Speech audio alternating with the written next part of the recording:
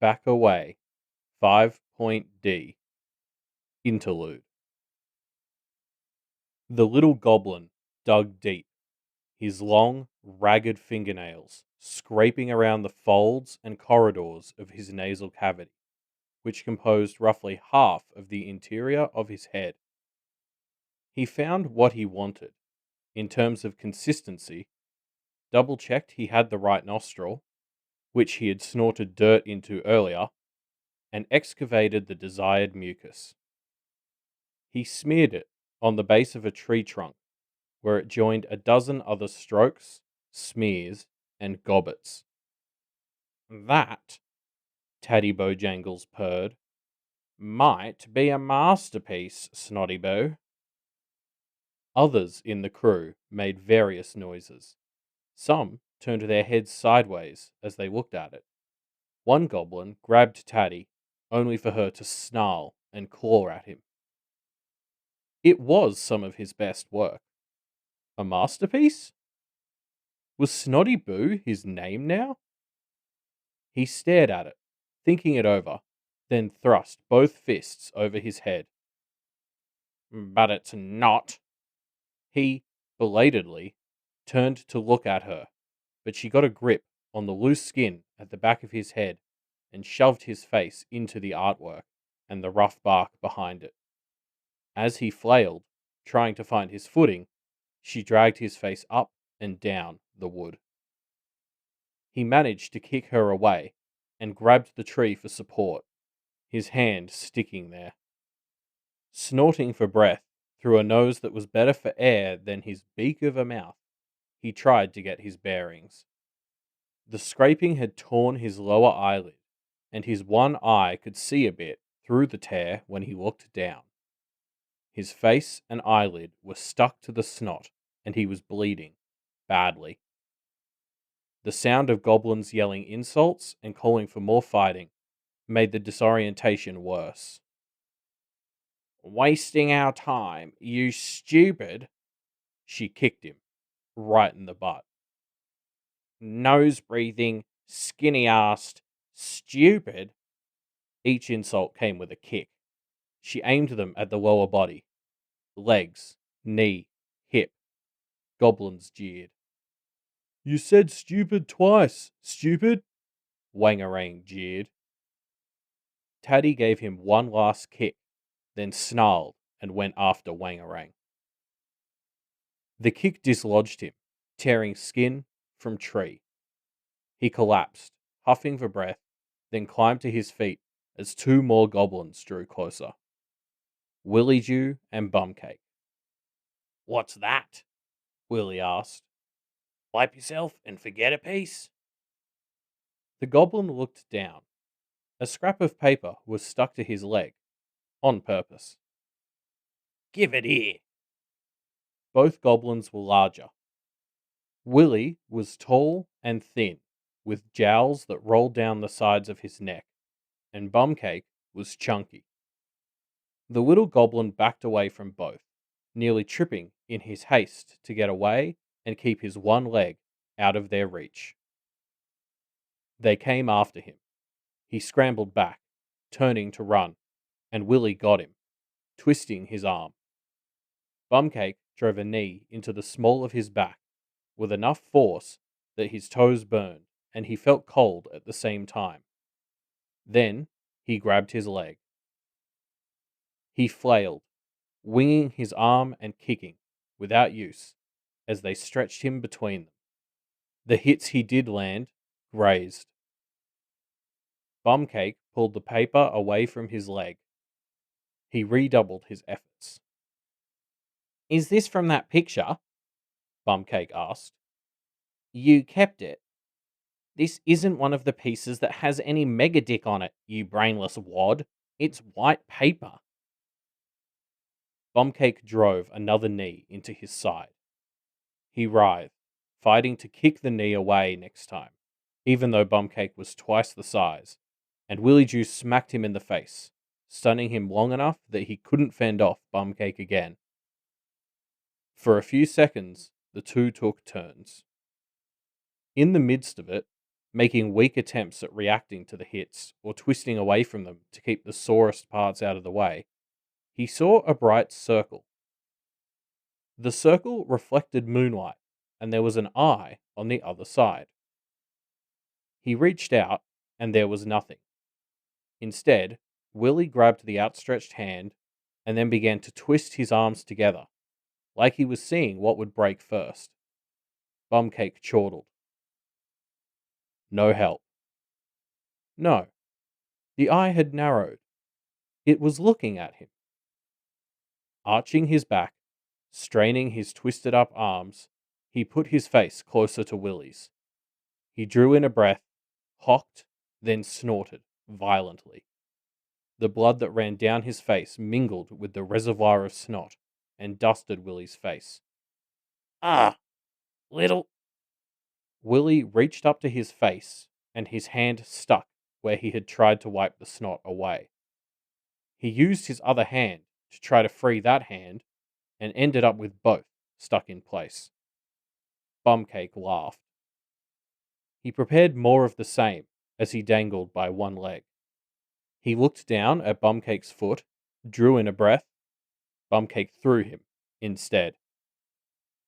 He landed on all fours, and he couldn't even think about how hurt he was. He scrambled into grass and leaves, ducking low as he went over to Willie, who had freed one hand and was trying to pry a glued up eye open. He ducked behind Willie's legs and used him as cover as Bumcake came charging over. Bumcake shoved Willie off to the side, and Willie's face hit dirt, gluing to it. The little goblin hurried to get out of the way, but he was small, and Bumcake was big, and bigger was better for most things goblin-wise. That circle with the glowing eye emerged from darkness. It was a bit of glass, round, wedged into a very round face, on a roundish goblin, who wore fancy clothes. "That will do, dismal sir," the goblin growled. He pointed at Bumcake. "Sit." Bumcake charged him. The goblin whipped a tangle of sticks at him. He hadn't been holding it a moment ago. The sticks hit Bumcake in the face, and the configuration shattered.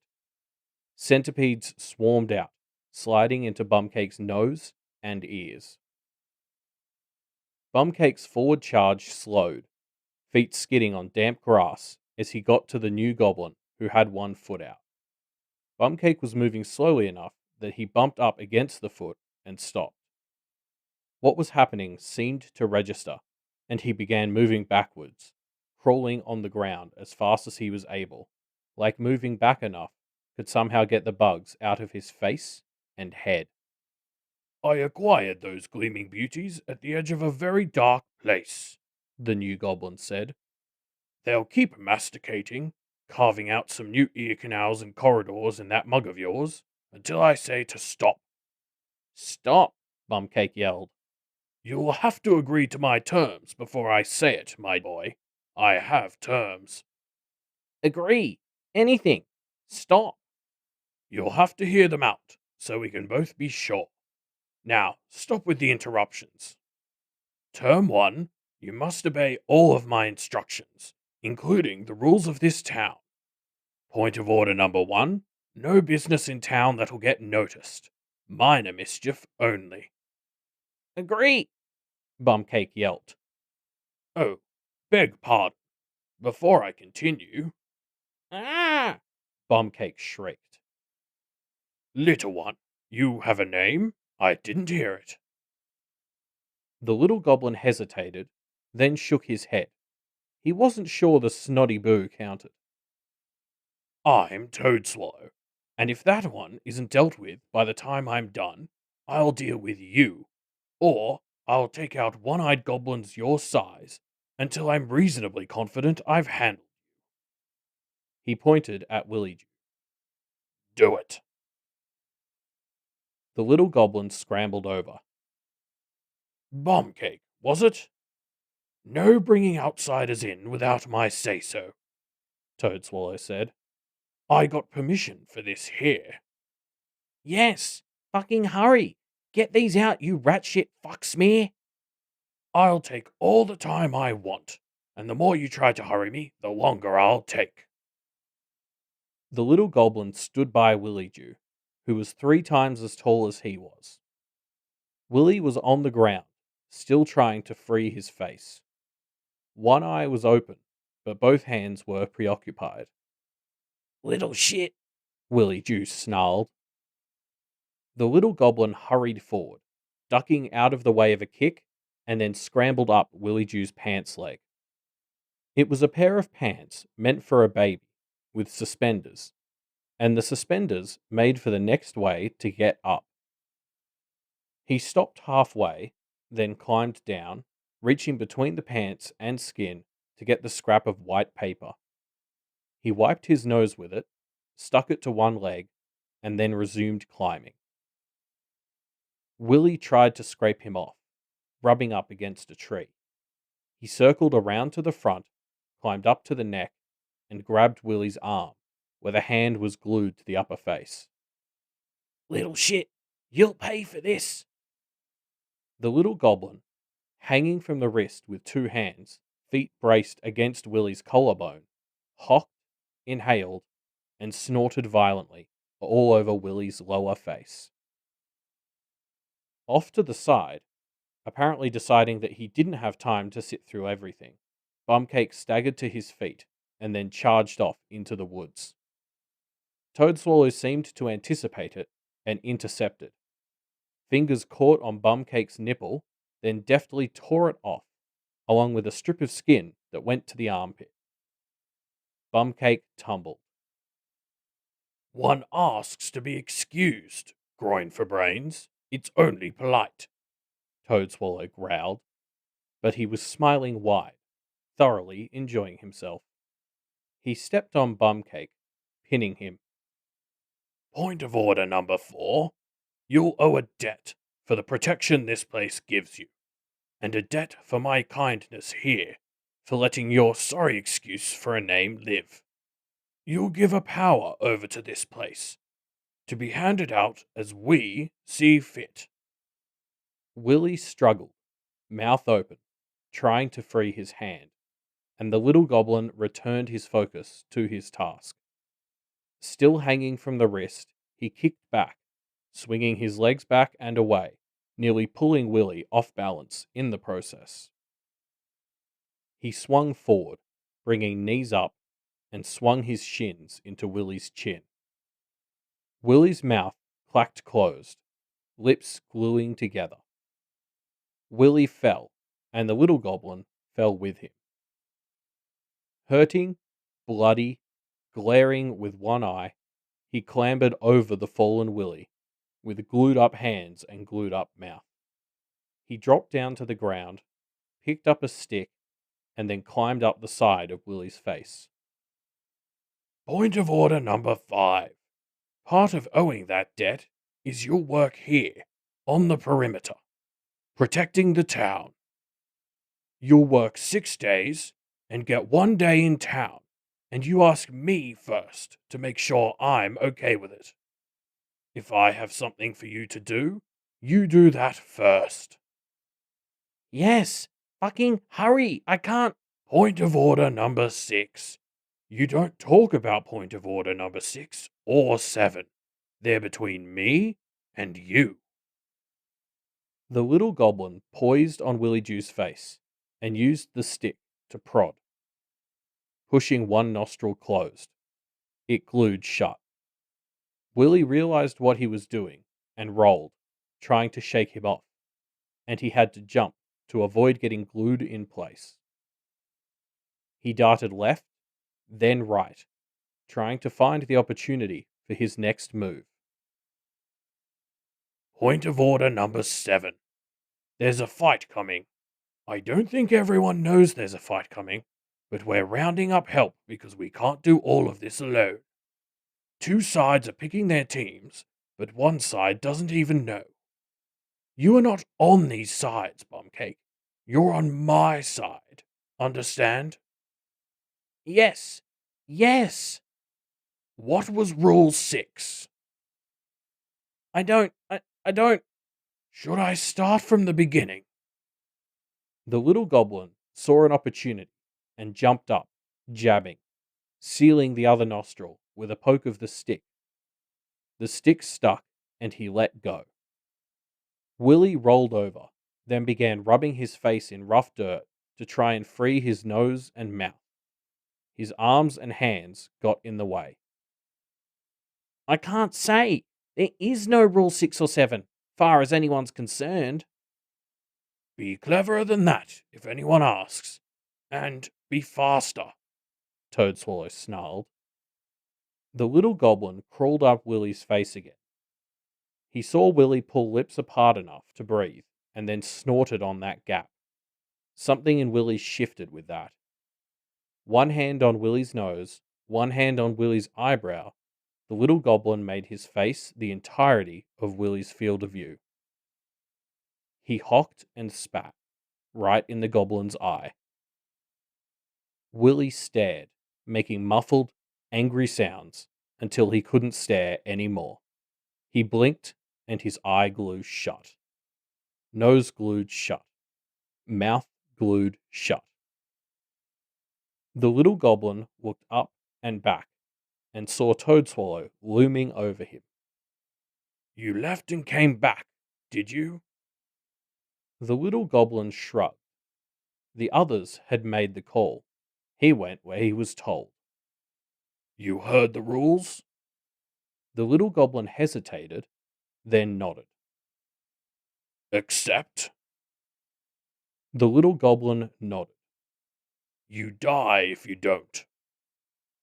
The little goblin hesitated more, thinking things through, and then nodded again. I need words from you to make this binding. Do you speak? The little goblin had to think for a moment to remember. He shook his head. Open up a fresh wound on your hand. The little goblin looked around, then started groping for the branch, still stuck to Willie's face, trying not to get stuck in the mucus. You have a beak, shitwit.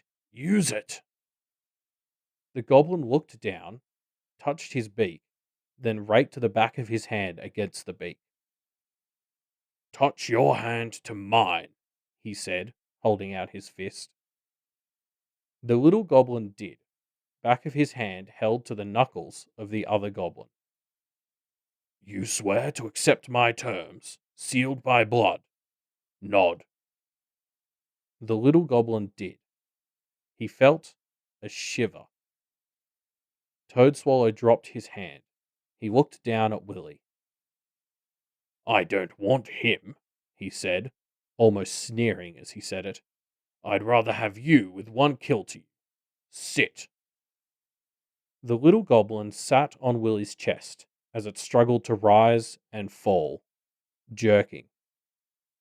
Toadswallow put something on the little goblin's head. Sit. Wait. The little goblin did. It was a while before Taddy came around, tearing her way past a branch. Hey, Willie, where the shit are you? We've been attacked all this while and... She stopped as she saw Bumcake lying in the dirt, huffing as he bled from his nose and mouth. Non-verbal. She looked past him to Willie, dead, and to the little goblin who sat on Willie's chest, wearing a bloody nipple on his head. Bangnut and Humpy Dump caught up, taking in the scene. They were too distracted to see the large hands reaching out, seizing them by their heads and lifting them off the ground. Toadswallow lunged out of the bush, syringe in hands, and plunged it into Taddy's chest as she turned. His weight pressed her back against the tree. My fettered little dear, he said, smiling. You're going to want to listen very carefully as my compatriot Blunt Munch and I make our offer now. 5 rules, Blunt Munch growled. It's not enough, Edith said. It's the closest approximation we can honestly figure to what our share was, Zed told her. Edith shook her head, waving him off. To Matthew, she said, "It's not enough." "No," Matthew agreed. Zed spoke up. "If you'd free me to talk to the others, we could come up with something else, like protection or a more refined barrier." "We don't want others to be a part of this. Even you returning is concerning," Matthew said. "But appreciated," Edith added. "Appreciated, but all of this is difficult." I was surprised. There are a lot of others around. The drive-in was tricky. Matthew bent down and laid a hand on the metal box. It hummed and chugged as machinery inside worked, and the metal began to glow white-hot in response to the touch. He took his hand away, and it cooled. "The 3 girls were to get a full share," Edith said. "Accounted for. That's it. An equivalent in power supply that totals their full shares and 30% of the remainder. With this, our deal should be done. We get the info and permission to go for the choir. You get this. On top of getting them gone, plus some odds and ends like the gifts to the girls, a chance to ask some questions." Matthew and Edith exchanged a look. "It's not what we hoped for, but your obligations appear to be met," Matthew said. "Cool." Zed yawned. Edith visibly tensed in reaction until Matthew touched her arm. "Sorry." Zed uttered the word through the last bit of the yawn. "I'm wiped." "It's fine. It's not your crisis to be worried about," Matthew said, intending it in part for Edith. Zed being cavalier enough to yawn when their lives and everything they had built were all at stake was not Zed's fault. "The girls are good at school? They're fine?" Edith asked, the question a bit of a forced shift of tone and focus. "Yeah, I think so," Zed answered. "I could have driven them back. I offered and they said no." "They took their own route. They wanted to catch the morning classes," Edith said. She looked up at the sky, which was already bright again. "You won't make it back in time without a trick up your sleeve." "Fair. Makes sense. I didn't know they were that excited for it. That's the, binding class, I think?" "Was it?" Edith asked. Matthew put a hand on her shoulder. "They're good kids. I'm trying to do right by them. Introducing them to the half-decent people, steer them away from the troublesome ones." "There's plenty of the troubling ones," Matthew said. "You're not wrong," Zed told him. "You're a practitioner, or were?" "I can't help but notice," Edith mused, interrupting, "that you said there are half-decent people, and you said there's troublesome ones. No decent ones?" Zed put his fingers in his pockets, thumbs hooked over the sides. "That's a question for the philosophers, isn't it? Are any of us truly good?" "Those girls might be close," Matthew mused. "They're young. That helps," Zed said. "But you're not wrong. Bree and I are backing them up, for what that's worth." "It's worth something. Thank you," Edith said. "Bree didn't come?" "She wanted sleep more than she wanted my company, apparently," Zed said, smiling. "I don't mind. She can welcome them as they get back." "That's good. It's good to know they're taken care of," Matthew said. Zed yawned again. "Be safe on the road," Matthew told him. "Especially if you're that tired." "It's a hypnotic drive, too. So much nothing for such long stretches," Zed commented. "Was that you gently suggesting I leave?" "A bit," Matthew said. "There are other reasons. 4 of them are over there." Zed turned around, his eyes flashing as he did. 4 figures stood at the clearing's edge. At first glance, they could be mistaken for human. One was a man, smoking, with his partner hugging him from the side. A woman with greasy hair and tired eyes, who wore a mask that was connected to an oxygen tank. There was a woman with damp hair, coughing, and a woman with a heavy coat that hid something she was wearing or carrying, her hair shorn short and dyed red. "Vessels?" Zed asked. 3 elemental vessels and 1 man with something elemental related in him," Edith said. Matthew nodded his agreement, his expression serious. "Need help?" Zed asked. "No," Edith told him. Want help? No, she said. Right. Good luck then. Back to school I go. Might take a nap on the way back. Thank you for being prompt with the delivery, Matthew said. Zed smiled. Then he climbed into his station wagon with the paneled sides. He started it up, turned, and went. The four at the far side of the clearing straightened. No? Matthew asked. Is it so bad to accept his help? It imbalances the scales between us and him. Means we owe him. And it ties him more to this place. That gets more severe if he gets hurt. I can handle them. Better that I do. I don't like the look of that coughing woman. Too damp. She'd put you out. Edith took a long moment, then nodded. Go help elsewhere. I'll try. You notice what Zed said? I noticed a few things. Binding class. Others won't be happy about that. That was one of them. I'm not especially happy that they're eager about that. Yeah, Matthew said. They asked Yalda questions. That was one of the other things. Yeah, Matthew agreed. They didn't share that.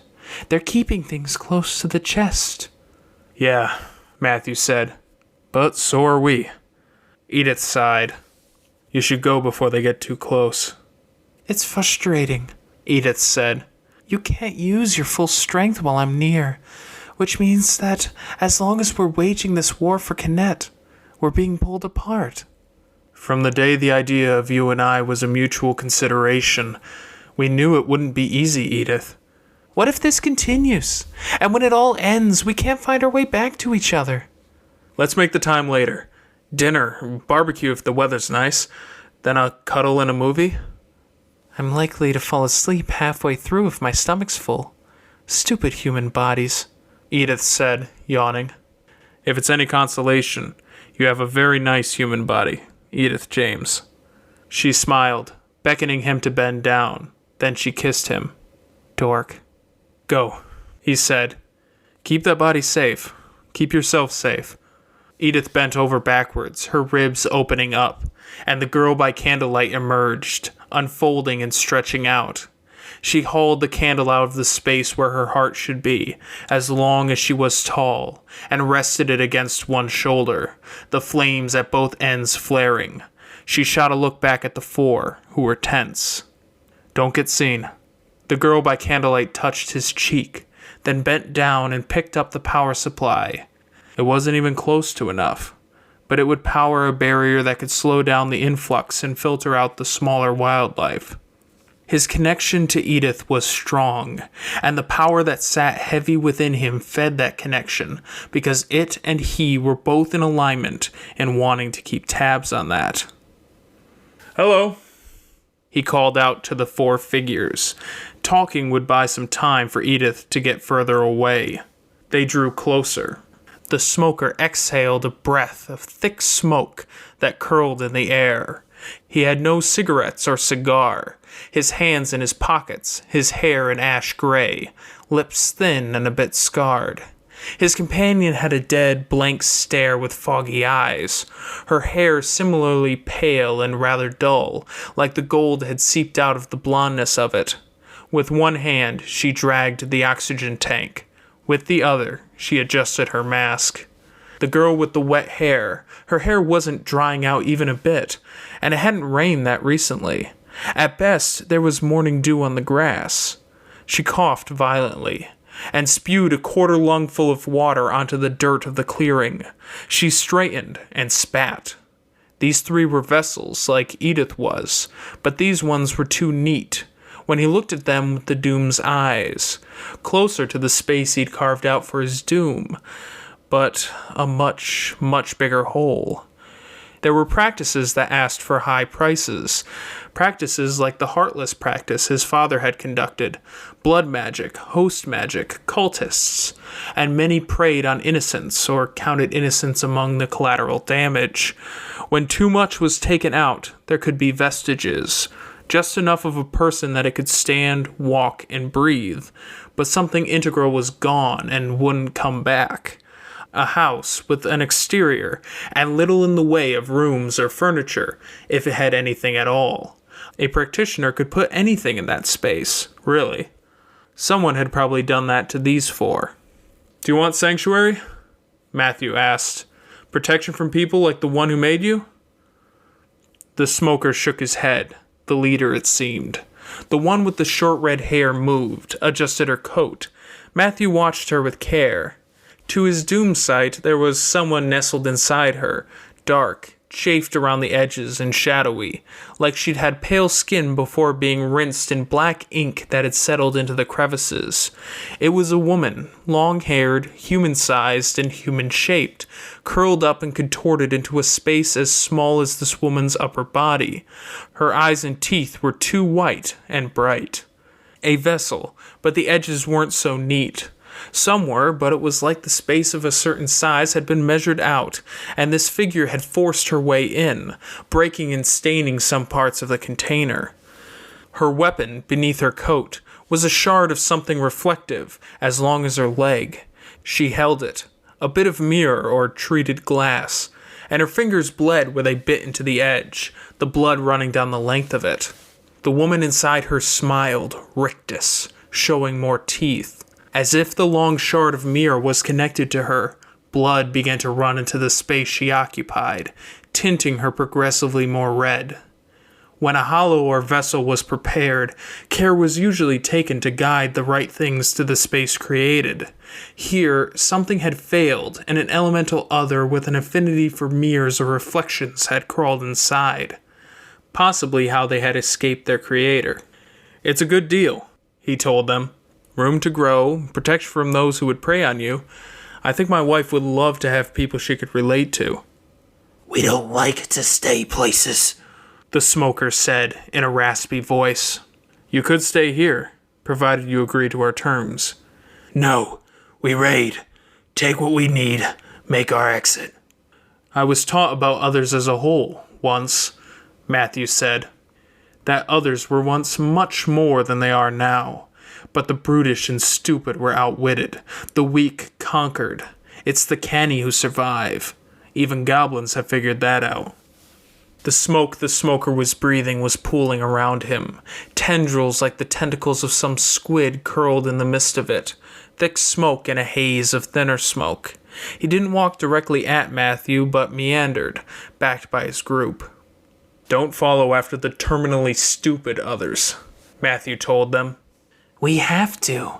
4 voracious, hungry mouths to feed, the girl with the red hair and coat said. They weren't talking about their human mouths. Doom, Matthew murmured. 2 minutes. The girl with the oxygen mask pulled her mask off and inhaled. All the air in the clearing was sucked out. Matthew staggered on the spot. The air dragged out of his lungs. He couldn't form the words without lungs. The smoker smiled, then exhaled, like he was blowing out a long puff from a cigarette. The smoke came out in a column of thick smoke that expanded out, limiting visibility. He voiced the words in his head with as much authority as he could. 2 minutes. Defeat them first. The girl with the blade emerged, invisible in the corner of smoke, until she was just 5 feet away. With his toe, he dragged a line across the ground, backing away. She hit the line and staggered. A line could be considered the simplest of diagrams, and that thing that occupied her was more vulnerable to it than she was, and the momentary lack of synchronicity hurt her. Then do as you will. But he closed the distance, stepping into a puddle, and he knew full well what the puddle was. He grabbed her wrist, pushing her across the line. Same effect. But this time he was rattling the bars of the cage his own other was within, testing the metaphorical screws and bolts and welding. Not being able to breathe while exerting himself was a strain. The smoke tickled his nostrils, then invaded them with will, drying up his nose, sinuses, throat, and mouth. He knew from his studies and work with the Doom that hosts like to bind things to key points in the body. It made sense that a vessel would have their space carved out starting at one of these. He slammed his forehead into hers. The reaction wasn't anything special. Which others? The crown was one space, very top of the head, but he was pretty sure she'd manifest directly if the other were hosted there. He punched her in the solar plexus. She didn't carry the mirror woman there. He hit her again, dead center of the stomach. There. He could see the other within her react. It looked like it was housed in 2 of the 7 points, stomach and groin. He wasn't going to keep hitting her there. The smoke was too much, he couldn't breathe, and the drenched woman. He heaved the girl with the shard around him, anticipating an attack from behind. The drenched girl was barely visible in the smoke, rising from the puddle she'd formed to sneak around. "You must return by the deadline and by the terms of your binding." She grabbed him, and she was strong, water flowing off of her, as if it were propelling her forward, the force of a wave. She didn't have to beat him. She just had to keep him occupied till the lack of oxygen beat him. He felt the doom stir within him, agreeing. With one hand, he touched the spot on the binding. Best case scenario, you kill it, and you're scared enough you leave. Or if you hurt it permanently before leaving or succumbing to your injuries, he thought. In his heart, he knew he wouldn't be so lucky. It poured out of him, pale and twisted, fighting to get loose and doing everything it could to hurt him on the way out. A mass closer to the size of a house than the size of a man, escaping his 200-pound frame in a matter of seconds. The 4 backed off. The smoke immediately started clearing. White shot through with inky darkness and veins. The body was without set form, and for one moment it was a morass of something between flesh and smoke, its back half like a kraken, the front half like a praying mantis, but with Edith's face mounted atop it, twisted with emotion and crying darkness. It picked up the red-haired woman, not by closing a limb around her, but by sliding one of those scythe-like limbs beneath her and holding her against the hard edge by the force at which it moved her around instead. In the next moment, it was closer to a bull, hunched over, muscular, and head low, surging forward to separate Matthew from the drenched woman. It reached ahead of where it was pushing her, moving tree branches. When it slammed her into the tree, the branches of that tree and the branches it had put into place slammed through the 7 host windows of her body. Crown, mind's eye, throat, heart, solar plexus, stomach, and groin. Matthew stood, dusting himself off. The other 2 were running. He could breathe, and did so with a kind of gratitude, even as a sick worry gripped him. It hadn't been 15 seconds. 2 of the 4 were dead. Had he given too much time? He dropped to one knee and began drawing in the dirt, scraping up his fingers as he broke the packed ground. So long as he wasn't hosting the doom, he could practice. He practiced now. A rune, lines, inviting spirits of the solid earth in. And with one dirty finger, he drew a line up his boot, pants leg, and, refreshing his material, continued the line up his stomach. "Come, spirits of earth," he said, inviting those spirits into the hollow in the bed of his own stomach. He felt the weight of them, the grit of them like sand in his mouth. He could feel strength, but it wasn't easy strength, more of an inevitable one when it could be brought to bear. He wasn't looking to bring it to bear in that way, though. "As I will it," he told them. As heavy as those spirits were, they were so much more comfortable within him than the doom. Blinking, his eyes dry and stinging from the smoke, he coughed, then touched a hand to the ground. The spirits flowed easily, drawing out lines, erasing others. They removed and moved plants in the earth at the clearing's edge, then carried on beyond. At his will, he drew out a line, roughly 100 feet in one direction, 100 feet in the other, then elaborated and braced it. The doom returned, depositing the heads of the smoker and the girl who had had the oxygen mask on in the clearing's center. It let the woman with the red hair drop from a height above the treetops. Her body broke on the landing. The blood-stained mere other crawled out and was speared from above by a belated branch that the falling body had knocked free. It paused, as if to taunt him, then soared forward, pressing against the barrier he'd erected against the doom as it turned a hard right, flowing, flying. He pushed, feeding the earth spirits, drawing on inner reserves he shouldn't, to lengthen that barrier and extend the effect. A few more feet, a few more seconds of delay. He sat down hard as he felt the doom slip past, using the remainder of the time he'd given it. He could have given it less, but that was the balance he always had to strike. If he gave too little time, it might meander. It would hurt the enemy just enough that he had to wrap up the job himself, or else summon it again, and each time he summoned it, he established a pattern, letting it out. If that pattern ever got stronger than the pattern of his binding, it would be able to choose when it made its exit, forcing him to step up what he was doing, make the binding stronger. A constant struggle. Edith was right, that it was easier if they were apart. He could ask the doom of Edith James to do one thing and return, and it would, because that contributed to the pattern. In situations where she was close, it was less reasonable. He had to give it a chance, to trust Edith.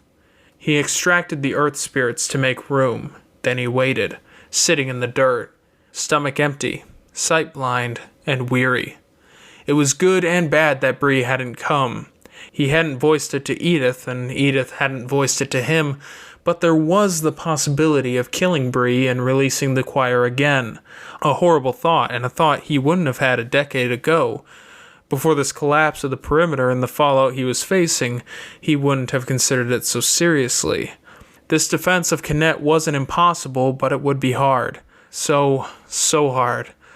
They were having to bring in others for the extra strength, and each of those others would pose their own problems, conundrums, and require managing in some fashion. Some would be traced by practitioners, and that would be its own kit and caboodle.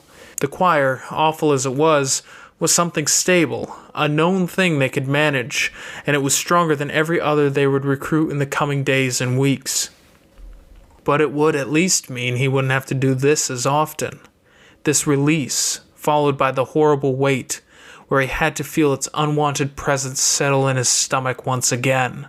Or, one day, the elapsed time would pass, and the doom wouldn't return. What that meant. He wasn't so deluded as to think it would be the doom that had died. The lassie said to keek in. Ask after ye. The other blinked. Ye're a timorous ye now. She said to ask that ye be good, and tonight to eat the weans, whatever that means. It's sanctuary, another voice purred. She kept to the shadows, which was easy when the sun was low in the sky. Community. You seem to me like a creature of the divine.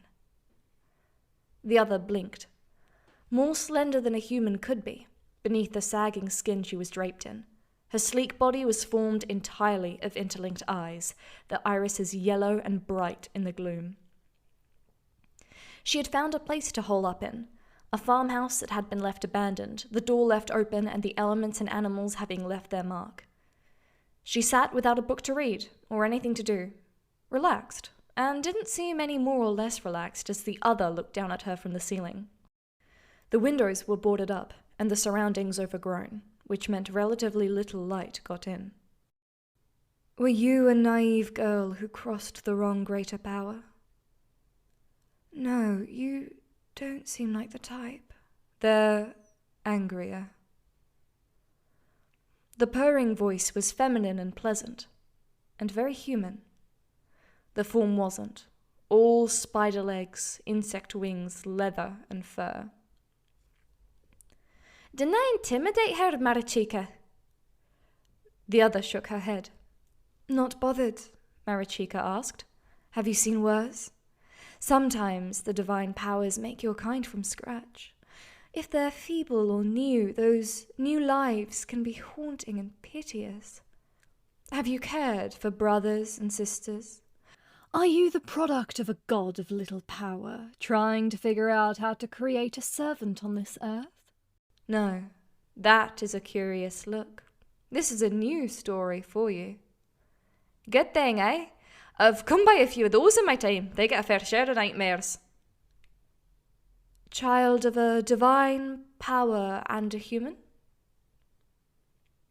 The other tilted her head to one side and blinked once. Close. Child of two such creatures. Or one creature and a human? The other blinked slowly. A line of such, It's a lonely existence. The lassie liked you. Verona did. If you'd like to be less lonely, and if you'd be good, we'd have you. The other looked between them. She hesitates, Marichika said. Because of the restrictions on violence? Hurting babies? The other shook her head, false skin slapping against the sleek, true body, eyes in the location wincing shut at the impact. If you'd like to know more, we could tell you about Kenneth, and what we're doing, Marichika purred. I'll say what I can, but it's after hours for me. I'm ready to turn in, so I won't be much of a use to you. The other nodded, shifting position, listening. The day loomed bright and heavy around the three others of the dark, who stayed within the dark farmhouse, talking. The woman stood with one hand to the wall. The wall was thick plaster over brick and had crumbled in places. This was one such place. Where it crumbled, the bricks and blocks stood out bold. Red clay bricks were intermingled with concrete blocks, and blocks from a kid's toy set in bright primary colors. She touched each in turn, and each time she checked, she examined her surroundings. A hallway of dingy, grime-caked tile, cracked plaster, and old windows with metal framing around the glass, badly rusted. The light bulbs flickered and buzzed, but never quite went out. The buzzing had a seductive pattern to it. On the left side of the hallway there were rooms. Within each room, furniture was stacked in impossible configurations. In one, a single plastic chair supported 4 more chairs, which supported the segments of a metal shelf unit, which caged an emaciated corpse. Above that was a desk, and on the desk a radio buzzed in a complement to the light bulbs, and a coffee cup sat, still hot. In the next room over, 2 columns of furniture leaned into one another to form an arch. Nothing about those rooms changed as she checked the blocks. On the other side of the hallway, those dusty windows looked out on a vast field, all pale dirt, no green or crop. Wooden wheels big enough to scrape the atmosphere were turning, halfway embedded in the earth. No axles, nothing to fix them in place. Some were slow, and some were fast enough to spit up geysers of soil on the one side. Many were degraded, like these plaster walls. When she had taken a day to walk out there, she had checked the slowest wheel and found that within the outer casings of wood, there were bundles of wood that included broomsticks, branches, and collections of pencils. She'd kept a broomstick that had no broom part to it. She knew it would carry the motive energies of the wheel. In the right circumstance, she could refine that, and it would gain a function it would carry with it thereafter. In another circumstance, much more likely, she would use it to help set something into motion, possibly breaking it in the process. She found a brick, red clay that was warm to the touch compared to the others, with a bent, bloody nail that was a bit more coherent than the broomstick was. She scratched a Y into the brick. The arch in the one room was inviting, but this was her 3rd time here, and she'd learned some of the things to watch out for. This time, they took the shape of dead bugs. 3 dead flies at one windowsill. 1 dead beetle sat in an indent where tile was cracked. Beneath the arch was a lone dead fly. There was always something waiting at the window for anyone that ventured close enough to be grabbed. That beetle amid the broken tile marked an area of the building that waited to collapse. She didn't trust the arch. Further down the hall, papers flooded in the wind from an open window. A hazard she didn't want to risk. The one time she had made it far enough down the hall to see the pages, it had been what, in this version of the hallway, would be a B drawn each page. Further down the hall was a set of double doors. They were heavy, metal, and encircled by chains that included the handles and disappeared into the walls. A single padlock, painted blue, marked a point of startling color that even the dusty brick set in the walls didn't manage. She wasn't sure, but it didn't seem to have a keyhole, nor a dial or dials to put in a combination. These places were woven together. The weave wasn't always obvious, but there were ways to work out their design. She hadn't seen any writing, even on the papers, which suggested that there was a specific phrase she needed to unlock something or get something to act differently. There were no distinct repeating patterns, only the tile, which was the same thing repeated endlessly, and the bricks in the walls, which were purely random as far as she could see. That told her that she wasn't looking for something in the way of any specific order or functions. The sun never moved from its position. It shone down with an oppressive brightness, bleaching everything it touched. Where it reached past the windows and hit the wall, it wore down everything it touched. If she touched the plaster where the window blocked that light and moved that touch further down to the light, she could feel the difference in level between the former and the latter, to the point there was a soft edge. No time component, then. But there were hidden things, like bricks in the walls, and sticks in wheels, and a skeleton in a cage. That told her something. That, if there was a way to open that padlock, it required finding things. She didn't want to try to slip past those fluttering papers until she was sure she had a way, or she would have to slip past, check, and return, and that was simply too dangerous. She could also use context from her greater explorations. In terms of where it sat, this place was a trap. It was as if a dozen other major roads led through here. She was a pinball in a pinball machine, striving to get out, above, beyond, and past this. When she failed, she settled back here, like the pinball between the paddles. Many of the normal escape routes from a place like this didn't apply. She knew one escape that required that letters be gathered and assembled from signage and pages, or that she fling herself through a window and say the right words before she hit ground. But there were no words here. There was no drop steep enough when this building was all ground level. Perhaps if she grabbed a wheel spoke, but the odds were just as good she would grievously injure herself, falling before she was high enough. This was a place where things got trapped. It matched with the themes she'd seen on past visits. This particular section of hallway asked people to become familiar with it. She rapped on windows, listening to the sounds. She checked several. One broken window. She slid it open. The broken glass remained in place, locked in the air, while the metal moved, and she cut her arm. Where the window slid open, the view on the other side changed. It was like looking down at Earth from space, but she wasn't in space. She adjusted her view, and as she did, the view zoomed in. It was like falling and trying to control the fall instead of anything precise. Every movement brought her view closer, and also slid it to one side, or up, or down, or changed the angle. It was a balancing act to move in a way that brought her to where she wanted to be, without being too close or too far away. But she had a lot of experience in positioning herself. She looked in on Kenneth. From high above it looked troubled. For the early hours of a summer day, people moved about like they were wary. She slid her view past Matthew and Edith's house, but the truck wasn't in the driveway. In that same direction, she went south, to the fairy cave where Alpina slept, and the fairy toyed with one another. There were no fairy, and there was a lot of blood.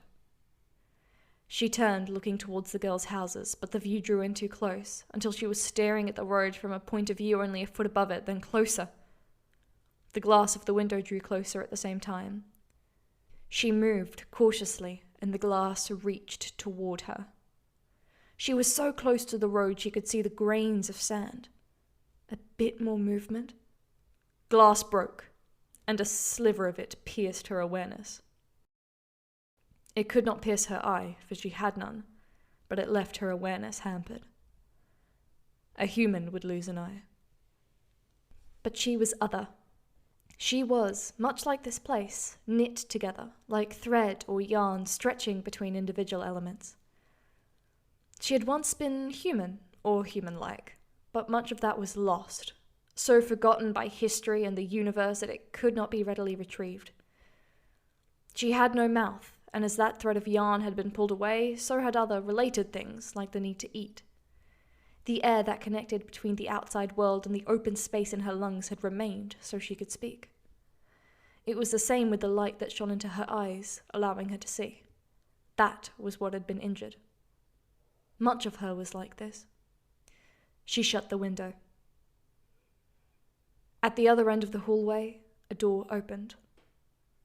A young man who wore an old-fashioned pilot's cap with goggles built in had entered. Practitioner, not human.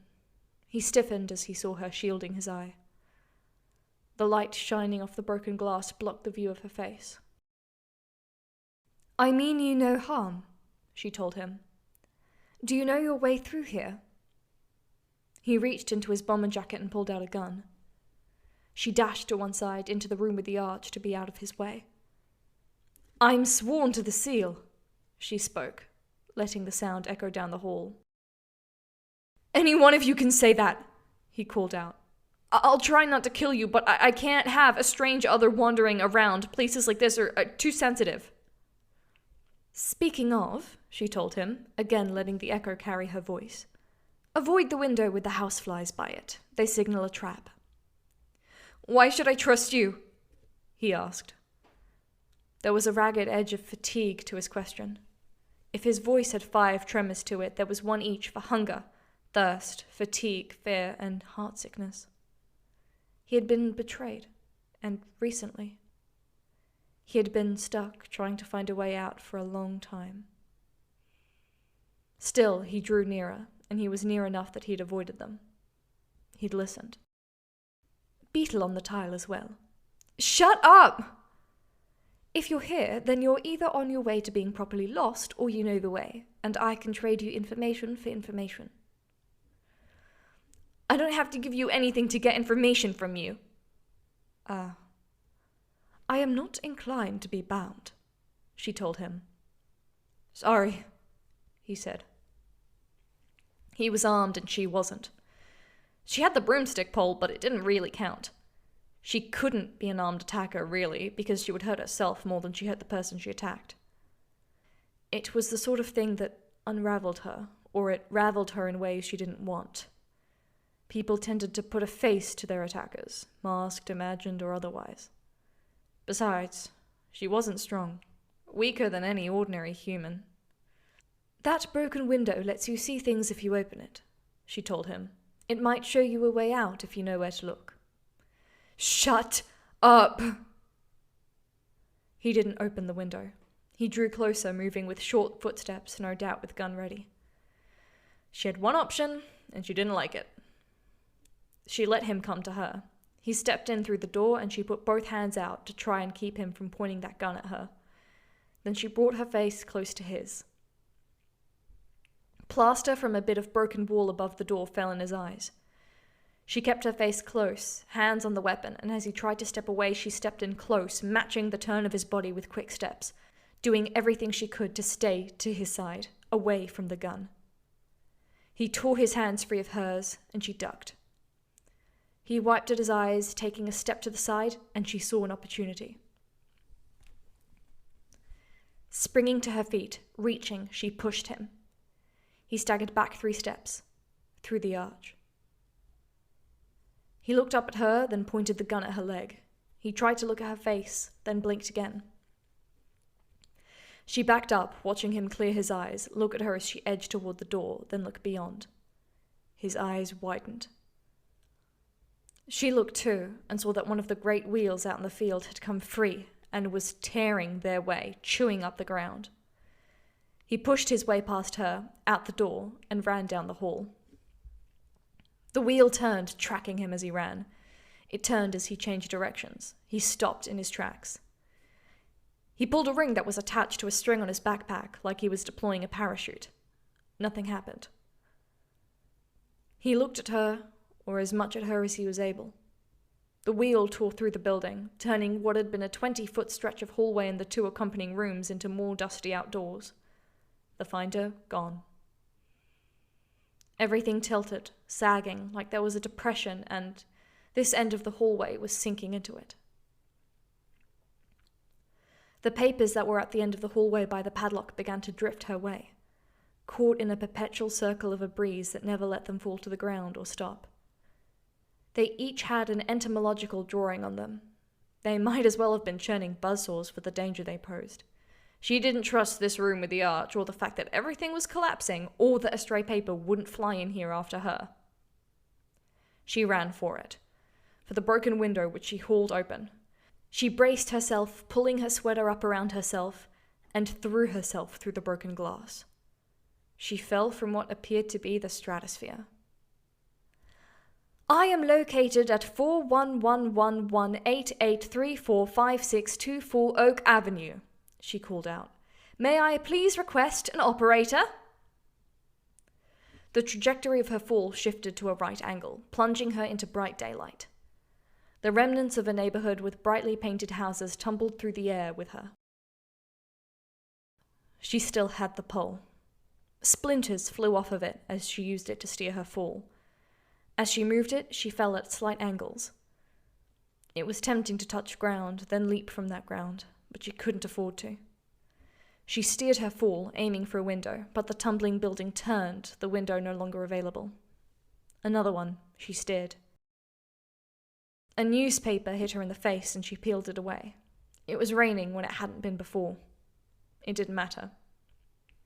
She used the angle of her body and the pole to fly through a door. The configuration of falling building was an entirely different scene on this side, and a bell was ringing, large and brass. Others were descending around her, expert fallers who drew closer to her. A ballerina, school kids, and a small dog perched on a ball. The ball hit a hydrant and the dog was bounced off, flying her way. She twisted out of the way, then veered closer to the ballerina in a blue tutu, who twisted and spun, but kept her face permanently turned away. A long time, she murmured. The ballerina touched her shoulder.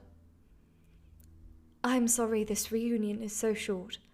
I can't go back home to the stairwell, and this place only deposits humans on an earthly oak avenue. It would send me back. Can you give me a hand? The ballerina took her hands and guided her fall until they were hurtling in a tight spin that threatened to pull them apart.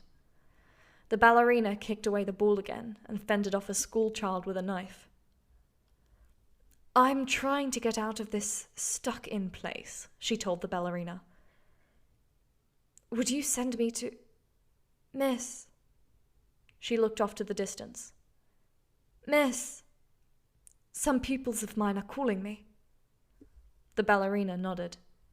Miss, are you there? Send me their way? The spin intensified. She was released, and momentum sent her far from the falling buildings, from sunlight, from the stuck in place. The course she was on paralleled the connection made as she was called. This was its own pattern. To a very empty, dark region of the paths. A laser show of silver lights shone against a starless sky. Below, a bridge glimmered with headlights that had no cars, more lights along the suspension cables. She reached for a beam and found it elastic. Her momentum was slowing too fast. She knew why. Bits of glass and dirt clung to her, and they used that clinging grip to pull at her, to pull her back. As if there were elastics of their own that stretched tight between those little particles and the stuck in place. When she stopped, extending one foot, she stood with her body out horizontally, head to one side, one foot to the other, resting balanced on the beam. In the dark, 3 girls were running, jumping, and bounding on the elastic beams. When they fell, it was in slow motion. As hazardous as this might have looked, it was easy. More easy for them than for her, at least right now. Woo! Lucy called out, flying through the air. She caught one beam with the middle of her body, hauled herself up, and found her balance on it. There was so little out here in this region that it was like the strings of light had their own gravity. Snowdrop caught one with a foot, and she hung upside down, settling in as the ballerina in blue came to rest on Miss's beam, just beside her, vertical where Miss was horizontal. Don't look! Snowdrop called out. Avery, Lucy, and Verona stopped, looking over. You're hurt, Avery called out. Cuts from the window. I'll mend. I have first aid things. Save it as a just in case. As I said, I'll mend. Tell me, Snowdrop looks older, but you don't, Miss noted. Has it been weeks? Yeah, weeks, Lucy said. Calling you like this works? Temporarily. Avery spoke up. I can't go back for the coin, or I would. We could send Verona and Lucy, but you didn't want... No, that would make them find us when they need to find their own way.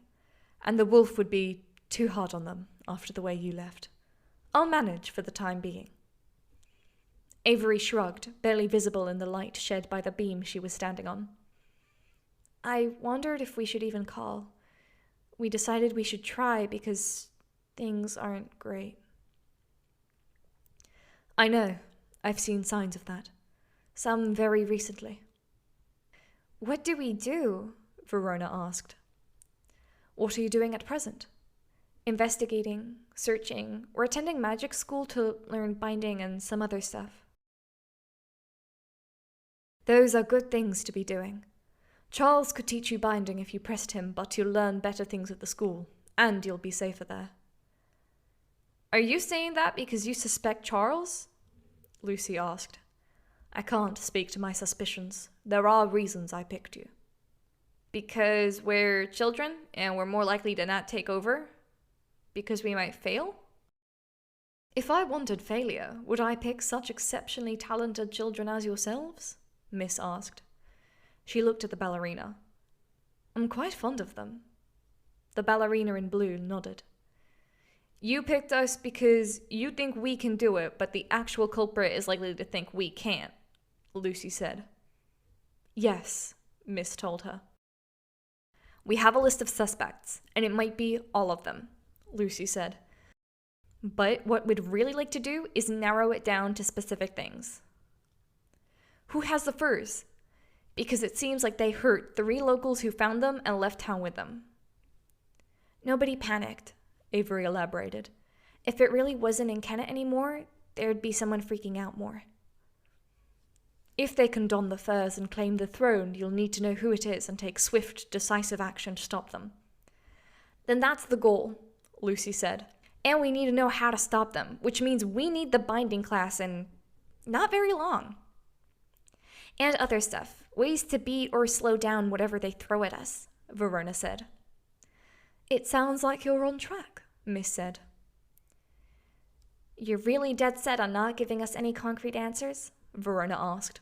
Because that defines you in some bad way? As I told you very early on, the balance of things is maintained by having practitioners handle the affairs of others, and having others like the Carmine and Sable make the final judgments on man. The lesser others get a bad deal, huh? Lucy asked. To a degree, yes. How? Why? That's the thing that's getting to me as I see this. Others being enslaved, others being exterminated in large groups. I'm really having trouble with that last one because they aren't the nicest others. I prefer a world that spares one innocent if it means letting 99 guilty go free, Miss told them. But I admit I am not one of the ones those guilty prey on. But how? Why? What the hell did this Solomon dude do? Suleiman bin Daoud. Solomon, in modern parlance. I'd like to tell you 3 stories, if I may. Sure, Verona said, looking at the others. If they're too long, we might miss morning class, Lucy noted. It's okay if it's for Miss. They're not long stories, Miss said. To start with, imagine, Verona, that you are a traveller. In this tale, you have been stranded without transportation. You're hungry and thirsty in a strange land. You have no home to go back to, and no idea when and if you'll find one. Sure. Imagine, then, that an older couple in poor health stops and offers you rescue. A ride down this desolate road, And they'll even offer you employ. This couple offers you food, water, shelter, and everything else you require. All you must do is labour for them. And because they are kind, this couple offer you their inheritance, their home, and all the food and drink you could want on the day they die and the family line ends. How much older are they?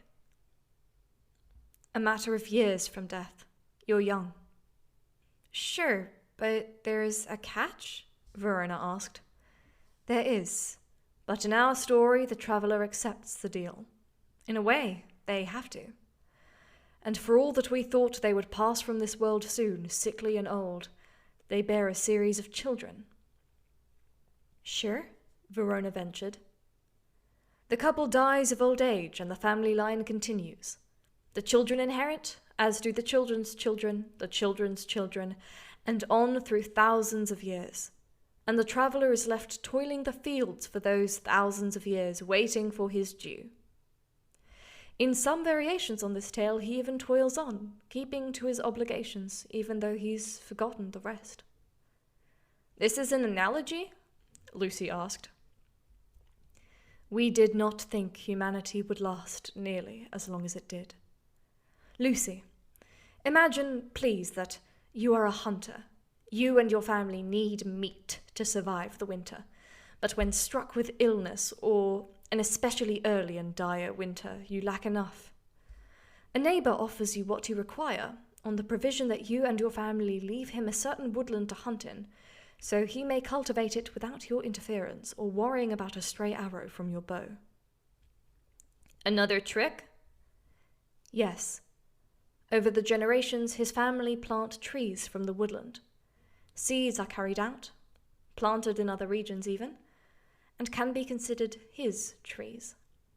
Civilization? Lucy asked. The others that came before did not think humanity would spread as it did. Many of the predatory others promised protections and sanctuaries, thinking your civilization would be pockets of light in vast darkness. Now the light from your world is so bright you must often travel a distance to properly see the stars in the night sky. Some suffered more than others. Many have died out or become beggars instead of predators. Lucy nodded. Avery, hearing these things unfold, you must be wary. I suppose. Rule of 3, right? There's gonna be another catch? How would you avoid it? What would you do?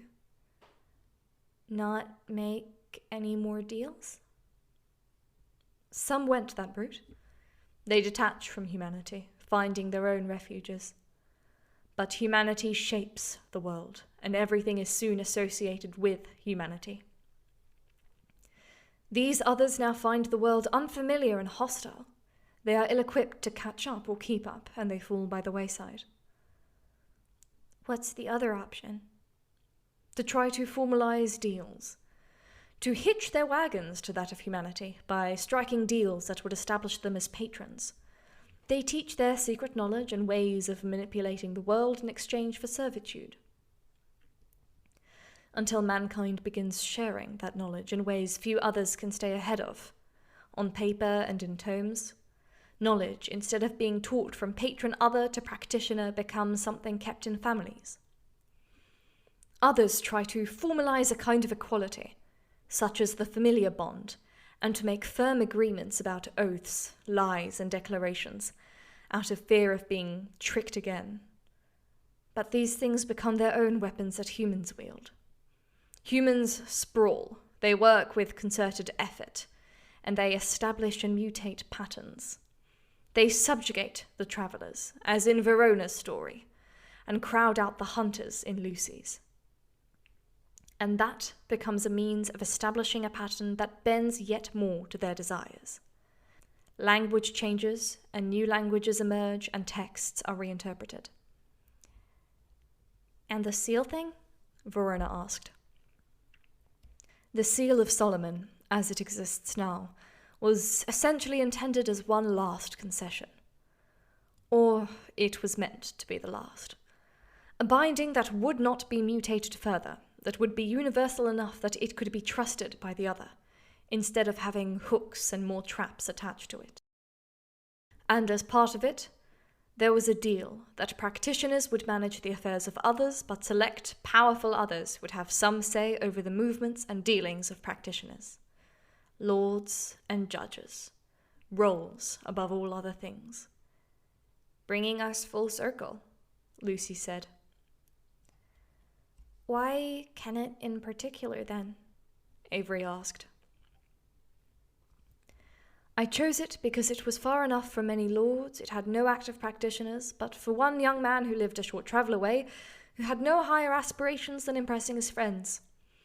Yet it was civilized enough that there was no risk I would become declimatized from civilization and humanity. And you all seem to have reasons to want to avoid being bound, or to avoid practitioners, Lucy said. So it appeared for a long time. I wonder at the other motives now, Miss mused. The fact they moved the furs tells us a lot, Lucy said. Suspiciously a lot. Do tell. Lucy hesitated. She looked at the others.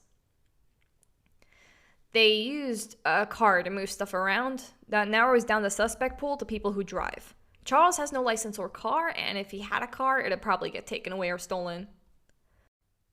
Possible. Our protection keeps many things from plaguing him, but it's more likely than with most. Edith doesn't seem to drive. Matthew had to pick her up on several occasions, including the night of the Carmine Beast's death and when we interviewed them. And he's done all the driving. And Fairy don't drive. Or nightmares, Avery added. They don't. Cars are a kind of machination few fae embrace. Hungry choir is dealt with. We did that, by the way, Lucy stated. I see. Good. Goblins it's hard to picture them driving, so we really only have Matthew and John. And Matthew's looking pretty telling. Especially, Verona jumped in as soon as Lucy was done, when John is in a position to take the role anyway. He has the motive, the means, the opportunity. We know they used summoning stuff to make the choir. You may know, but this is new information to me. Yeah, Lucy said. Yaldo is at the root of it. Ah, Miss said. I thought her dealt with and disposed of. Apparently not, Avery said. Lucy nodded. Matthew makes the most sense as the central figure. Then people like Marichika, Edith, the choir, and maybe Charles's accomplices. Though that's based on a coin turning up in a few ways instead of anything concrete. We should have until the end of summer, Verona said. But that timeline might get compressed if things stay as bad as they are. And it's gonna be hectic if there's a civil war at the Institute. I hope to be back by then, Miss told them. I will help you however I can, which is likely to be indirect. I only have to find my way out. You can't come with us now? Avery asked. Just follow us out? Miss tested the connections to the other places she'd passed through. To progress risked unraveling her. Or worse, defining her. I cannot. Bummer, Avery said.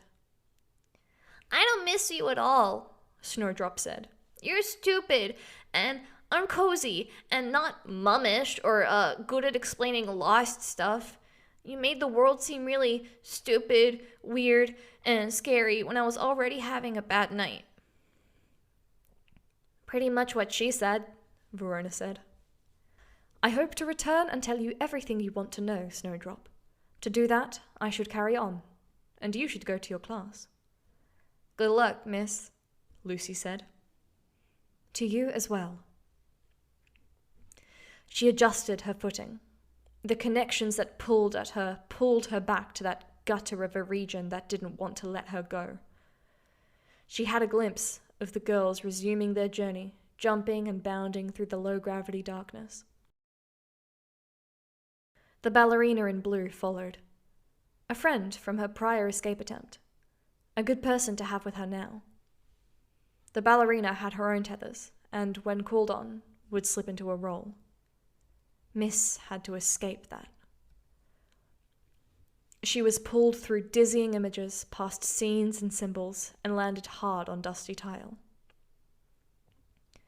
She stood and she got her bearings. There was a long hallway, and blue lights shone on a password entry keypad on a door that was bound in seat belts. In an indent on the floor, a cast-off shirt button lay within. 3 more were on the windowsill. She gave those a wide berth. It was night, and the hallway was dusty, heavy with the smell of drying paint. The walls were textured white plastic sheets, opaque, but had cracked in places. Behind them were newspapers without words, only faded pictures. Within the rooms to her left were configurations of computers, heaping with everything in the wrong place. A monitor with keyboard keys filling its screen, a mouse with a flat pane showing flickering images, a keyboard with 3 bulls set in it. To her left, Ferris wheels turned against the night sky. She found the clue she had marked with a Y, now a tear on a piece of newspaper, and pressed her hand to it. It felt warm. Did the papers that blew in the wind from the vents move as she touched it? She adjusted her touch, stroking, then holding a hand against it. After 15 seconds, the papers were sucked into a vent. 1 step forward, a trap put out of the way. There was the arch of computer parts with a shirt button on the floor. She ignored that. Passing through would bring a Ferris wheel right to her. She walked down the hall to the cracked window, and she went looking. For the school and for the girls. She remained very still, poised, as she watched and waited. To see them arrive at school, to find their way to the classroom exhausted from a night spent away. Verona collapsed dramatically into Lucy's lap, feigning that she was falling asleep, and Avery, inaudible to Miss, joked about something.